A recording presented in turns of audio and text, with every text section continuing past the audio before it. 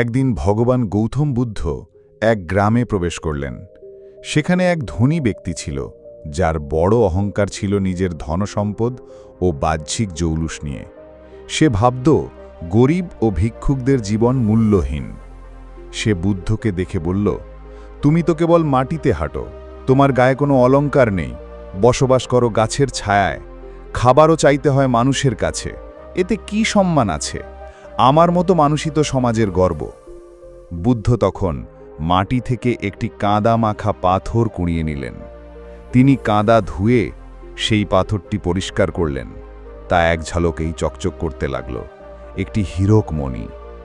বুদ্ধ শান্তভাবে বললেন, এই পাথরটি তোমার চোখে ছিল কাঁদা মাখা, তাই তুমি তাকে তুচ্ছ ভেবেছ, কিন্তু তার ভেতরে ছিল অমূল্য হীরক।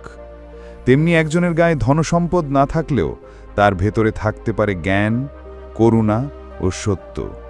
বাহ্যিক আড়ম্বর নয়, একজন মানুষের আসল মূল্য তার চরিত্র ও অন্তরেই লুকিয়ে থাকে।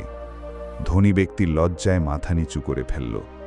মানুষের সত্যিকারের মূল্য তার বাহ্যিক সাজসজ্জা বা ধন সম্পদে নয়, বরং তার মন, চরিত্র ও কাজে নিহিত।